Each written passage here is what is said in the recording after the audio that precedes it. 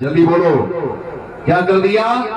حق ادا کر دیا۔ جب لوگ مجھ سے یہ بات کہتے ہیں تو اقبال کہتا ہے، ڈاکٹر اقبال میں ان سے کہتا ہوں تھوڑا رکو، اس بات کو پورا کہو، ادھورا نہ کہو، اس کی شروعات کہیں اور سے ہے۔ تو میں ان سے کہتا ہوں کہ یوں کہو کہ پہلے مدینے میں علی نے باپ ہونے کا حق ادا کیا اور فاطمہ نے ماں ہونے کا حق ادا کیا۔ پھر حسین نے کربلا میں جلدی بولے، پھر حسین نے کربلا میں حق ادا کر دیا۔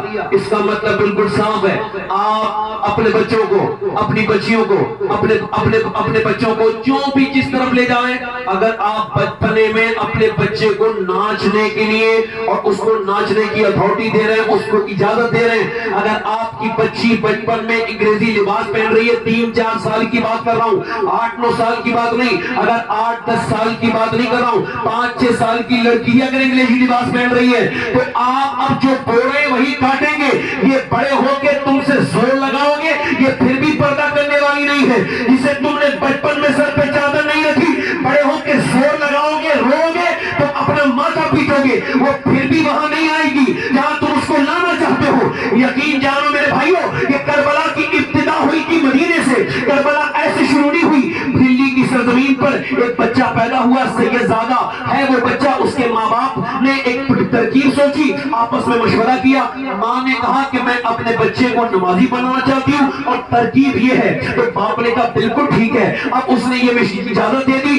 ماں نے اپنے بچے کو جب 4 سال کا ہو گیا تو کہا میرے لاڈلے، میرے بیٹے، میں یہ چاہتی ہوں کہ تم پڑھنے جاؤ۔ وہ پڑھ کے واپس آیا، کہا اماں کھانا، کہا بیٹے 2 رکعت نماز پڑھو تو اللہ کھانا دے گا۔ اس نے وضو کیا، 2 رکعت نماز پڑھی۔ ماں نے پہلے ہی اندر روٹی بنا کے رکھ دی تھی، اب اس نے روٹی اٹھا کے اندر سے کھائی، اس کی عادت پڑ گئی، اس کو یہ یقین ہو گیا پہلے نماز پڑھو پھر اللہ روٹی دیتا ہے۔ 1 دن 2 دن 1 سال 2 سال نہیں، یہ 4 سال لگاتار کام چلتا رہا۔ بچہ نماز پڑھ کے آتا، روٹی کھاتا، مگر ایک دن ماں کہیں سفر پہ چلی گئی، اس نے دیکھا کہ اس کا بچہ اس نے دیکھا پہنچ نہیں سکتی، تو راستے میں رونے لگی، میرے مالک، میرے کریم، میں نے تو اس وجہ سے جھوٹ بولا تھا، مجھے معاف کر دینا، مجرم میں ہوں، تیری بارگاہ کی مجرم میں ہوں کہ میں نے جھوٹ بولا، مگر اس لیے بولا کہ میرا بچہ نمازی بن جائے۔ اب اگر اسے روٹیاں نہ ملی تو اس کا یقین ٹوٹ جائے گا، اس کا دل ٹوٹ جائے گا، مالک میری لاج رکھ لینا، مجھ پہ اپنا کرم کرنا، فضل کرنا۔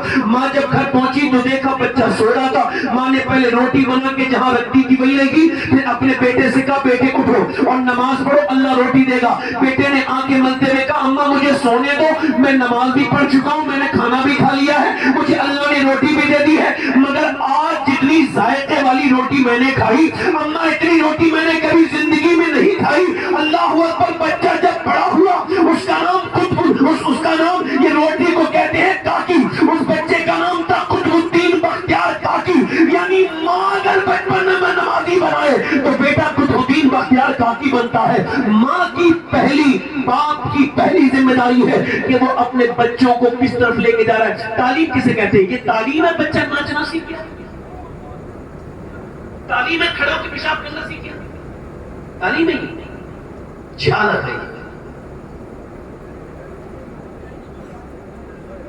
دنیا کی سب سے بڑی تعلیم ہے اسلام۔ بچے کو آپ کو یہی نہیں خبر اسے کرنا کیا اور نہیں کرنا کیا ہے۔ توجہ کرے میری طرف، سیدنا مولا علی فرماتے ہیں میں اپنے گھر آیا اور میری بیوی نے دروازہ کھولا اور مسکرا کے سلام کر دیا۔ یہ جہیز ہماری بہنوں کو نہیں دیا جا رہا ہے، باپ بڑا جہیز لے کے آتا مگر مین جہیز نہیں دیتا۔ میں کہتا ہوں کوئی دوسرا جہیز دو نہ دو، مگر گھر اگر بنانا چاہتے ہو، اپنی بیٹی کو باقاعدہ طور سے اس کے گھر میں برکتیں چاہتے ہو تو کوئی اور جہیز دو مت دو، تمہاری مرضی، مگر یہ جہیز دینا کہ جب گھر میں شوہر آئے تو اس کی یہ اپنی ذمہ داری کو سمجھے۔ اب عورت جب گھر میں شوہر آئے اور مسکرا کے سلام کر دے تو بولو پھر اس گھر میں برکتیں ختم ہوگی کبھی؟ اب وہ تو عورتیں جانی ہے تعویذ والوں کے پاس کہ بھئی ہمارا آدمی مٹھی میں آ جائے،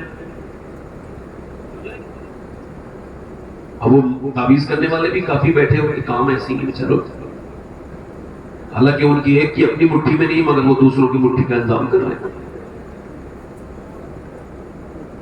عورتیں جا رہی ہیں باقاعدہ طور سے تعویذ دینے کے لیے. کوئی ایسا تعویذ دے دو جو میرے گھر میں برکت ہو جائے، میرا آدمی میری مٹھی میں آ جائے، اور گھر میں آدمی آیا تو وہی پرانا کپڑے، وہی بغیر دھلا ہوا منہ. جب آدمی آیا اب اس سے اور جھگڑا ہوگا تو اس گھر میں تو ڈپریشن بڑھے گا، اس میں تو جھگڑا بڑھے گا، اس میں تو بیماریاں بڑھیں گی. جس گھر میں جھگڑے ہوتے ہیں وہاں بیماریاں بھی بڑھتی ہیں. اللہ کے رسول کی بیٹی کا یہ طریقہ اپنے دلوں پہ رکھو، اور اب تمہاری بیوی کے اندر یہ نئی کوالٹی، وہ اپنی بیٹی کو سمجھاؤ، اپنی بہن کو سمجھاؤ کہ جب وہ گھر سے باہر، جب اس کا شوہر گھر میں آئے تو اسے مسکرا کے سلام کر دینا. یہ نبی کی بیٹی کی سنت ہے. ساری دنیا کے تعویذ والوں کا تعویذ ایک طرف اور خاتون جنت کا طریقہ ایک طرف. جلدی بولو ذرا، بولو بولو بولو. حضرت علی کہتے ہیں میں اپنے گھر گیا تو میں نے اپنی بیوی کو دیکھا، تھوڑی سی پریشان لگ رہی تھی. اچھا یہ سنو میری نمبے کو، مولا علی فرماتے